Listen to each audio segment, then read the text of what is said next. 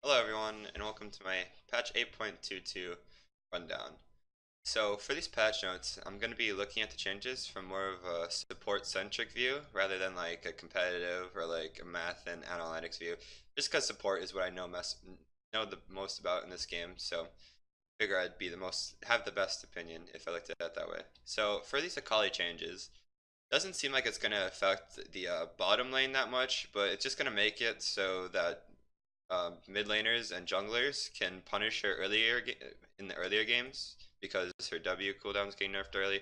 And also her level 6 Pyke is getting nerfed a little bit, but she's not going to be too different late game. As long as she has her W, she's just going to be an annoying champion. I don't know why when they reworked her, I thought they were going to get rid of her W and make it like more skillful, I guess, but instead they made it like more annoying. I thought that was a weird change. And for this Fiora change, I don't even know what this change does. It just basically seems like a quality of life change to me though, so it doesn't seem like it's going to be too big of an impact. And then for this Jhin change as well, I'm not sure exactly like if this is a buff or a nerf, but it says they're bug fixing.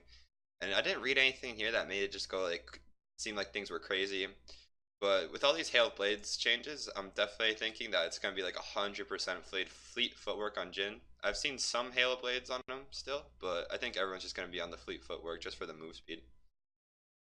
And for this LeBlanc change, I don't think it's going to be that big of a change because I feel like whenever you get killed by a LeBlanc, it's usually because she's really fed and just one-shotting everyone.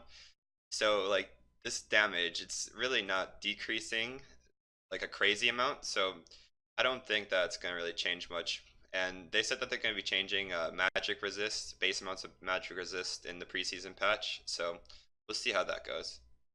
And for this Maokai change, it just seems like they're just trying to move him from a more top lane to like the jungle, especially when they said it'll help Maokai clear the jungle, so I think they're going to try to establish Maokai as more of a jungler than as a top laner in the next season. And for this Nunu change, I thought this was kind of interesting. It seems like I don't even really. It seems like they're just making his clears won't be as healthy, I guess. But I really don't even like understand like what this change is even gonna do to him right now. Like, will I be seeing crate like?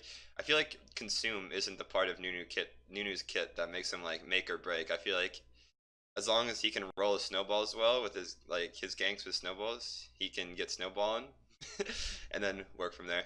And there was actually a lot of changes to Pyke here, but basically all these changes are just trying to make it go from like a tank build to like Frozen Heart into Spirit Visage, and they're trying to make it into more of a assassin build with Pyke, so maybe going something like Black Cleaver or like Duskblade or Yomu's, things like that. So the build on Pyke is probably going to change a bit. I'll keep you guys updated on that though. And then for this Trundle change, it just seems like they're just trying to make it stronger early game dueling around like crabs and stuff like that, so that he can be stronger with his auto reset with the Q. So just a bit of damage on that added. And then for Victor, there's been a lot of Victor in the top lane recently, especially into like tank matchups. So I think they're just trying to tone him down because Victor, I think they want him to be a mid laner. So yeah, they basically just turned down his poke damage a bit.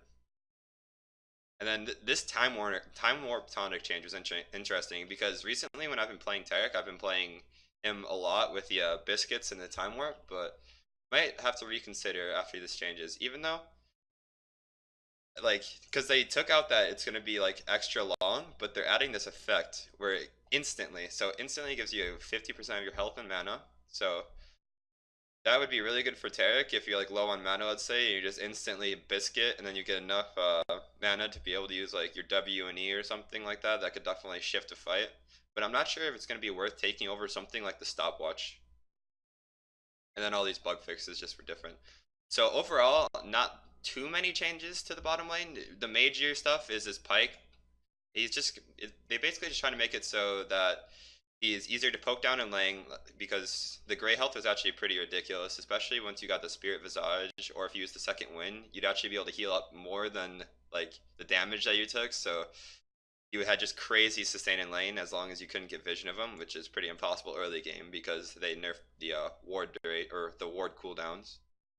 And they're basically just trying to shift it from a tank build to a damage build. So we'll see how that fares in this next patch. And then this time warp tonic was kind of in the bot lane, but more so I'd say just for the mid and the top, just because of the corrupting potion abuse. That was ridiculous, especially in pro play too.